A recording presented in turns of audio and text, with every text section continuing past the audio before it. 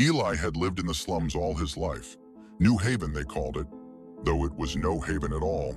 It was a fractured sprawl of cracked concrete and rusted iron, a maze of crumbling tenements stacked like forgotten blocks. The sky here was a permanent gray smear, weighed down by smoke and the stink of burning trash. A place where hope went to die and children vanished. Eli knew the rules in New Haven better than anyone. Don't go out after dark. Don't trust anyone you don't have to. And most importantly, stay away from the old subway tunnels. They were the tunnels that swallowed kids. His mother had vanished 2 weeks ago. He remembered the day clearly, the way the sun struggled through the grime on the window pane, casting dull shadows over the peeling wallpaper of their tiny room. Her voice was hushed but fierce as she pressed a folded note into his small, trembling hands. "Don't go outside," she said, eyes darting nervously. "They're coming for us." Before he could ask who, a van rolled down the street, black and silent like a predator. Men in masks appeared, cold and merciless. They grabbed her. Her screams pierced the thin walls, but no one came to help. From behind the cracked window, Eli watched her dragged away, swallowed by the city's unrelenting grime. Her voice echoed in his mind. "They're coming," but he had no idea who they were. Days passed. The neighborhood whispered rumors in hushed tones, another child missing, another family broken. The police did nothing. The gangs claimed they were innocent. The slums kept breathing, indifferent. But Eli didn't believe it was gangs or police. There was something darker. The subway tunnels below. One evening when the streetlights flickered weakly against the thick fog rolling in, Eli found himself standing before the rusted gates of the old subway entrance behind the junkyard. The metal bars were twisted open, like something had clawed its way through. He hesitated, heart hammering. A soft sound drifted through the opening, a child's cry, thin and desperate. It wasn't any child he knew, yet it pulled him. He slipped inside. The tunnels were cold, suffocating, wrapped in shadows that seemed to breathe. The walls dripped with water, slick with mold and rot.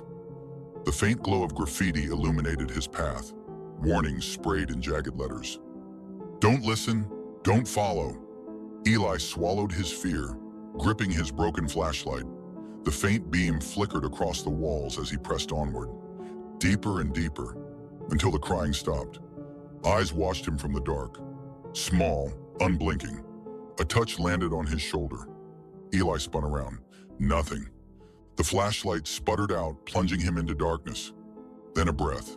Cold, wet, like 1,000 dead things exhaling all at once. He ran. He lost track of time. Days or hours didn't matter anymore. Eli stumbled upon a cavern beneath the city, illuminated by a strange blue fungus growing in grotesque patterns across the rock. The air smelled of wet earth and something else. Something ancient. Chains hung from the ceiling, and cages swayed, empty except one. Inside, a figure curled in the shadows. Jory, his friend. Jory's eyes were hollow pits. No spark remained.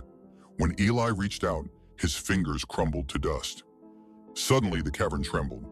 The walls groaned like something waking from a long sleep. Eli didn't hesitate. He fled, heart pounding, breath ragged. Back in New Haven, the city was oblivious. No one cared. The disappearances were ignored, swept beneath layers of apathy. Eli felt the fog closing in around him, thick and choking. It whispered promises and threats, called his name, drew him back. He planned.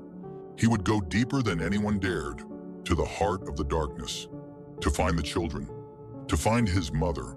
Armed with scraps of food, a dull knife, and his flickering flashlight, Eli descended once more. The tunnels stretched endlessly, twisting and folding like the entrails of the city itself. The deeper he went, the stranger the world became. Walls pulsed with a faint heartbeat. Shadows moved against logic. Whispered voices surrounded him, distant but urgent, until he found the underground city.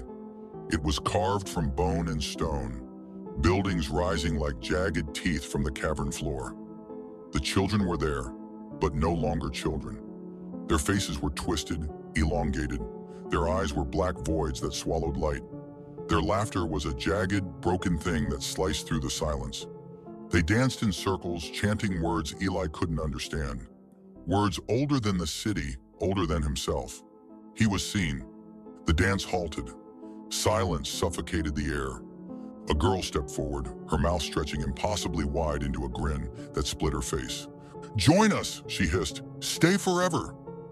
Eli ran, through corridors that seemed to stretch and twist beneath his feet, past creatures with limbs too many, eyes where mouths should have been, shadows that tasted like cold steel. His breath was ragged, his legs screamed, but he didn't stop. When he finally burst out of the tunnels, gasping for air under a sky blotted out by smoke and grime, he was broken. The sun hurt his eyes. The world felt unreal. But he wasn't free. The darkness followed him. It whispered in his dreams. It called him back to the tunnels beneath New Haven.